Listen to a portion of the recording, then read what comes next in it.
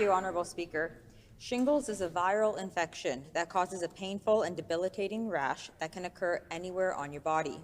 It typically looks like a single stripe of blisters, and nearly 1 in 3 Canadians develop shingles in their lifetime. This proportion increases after 50 years of age. The virus comes from the infection that causes chickenpox and can remain dormant for many years in a person. Why has this government not included the shingles vaccine, a cost-effective and preventative healthcare measure, in the 2025 budget? The Honourable Minister of Health, Seniors and Long-Term Care. I thank the member for that really important question, and I want to reassure the member that our government is taking a look at additional vaccines. We know that there are folks, seniors in particular, who are advocating for a whole host of vaccines to be added to our formulary and to be more accessible via pharmacare or otherwise. Our government has taken real steps to strengthen our formulary, strengthen access to pharmaceuticals. We'll keep doing that work, and certainly we'll continue to look at shingles as being an option that we move forward. The Honourable Member for Tyndall Park on a supplementary question. Honourable Speaker, a study in 2019 found that vaccination against shingles in Canada is an intervention that is cost-effective. In fact, the national vaccine recommendations include that all adults 50 and older should receive 2 doses. Each dose of the vaccine costs approximately $150, and this is simply not affordable for many Manitobans.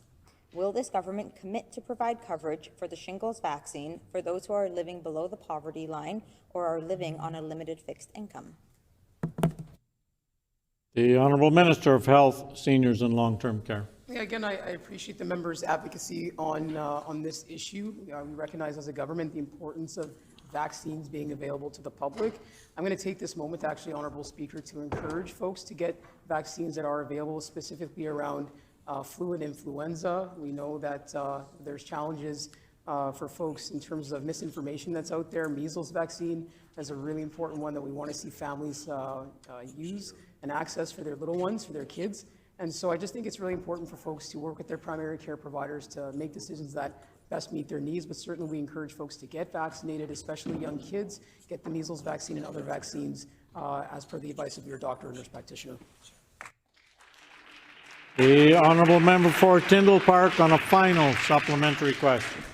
Thank you, Honourable Speaker, and I'd like to thank the Minister for their comments and advocacy. Over the years, my constituents have continued to push for the accessibility and affordability of the shingles shot. This is a conversation I've had on multiple occasions with our Minister.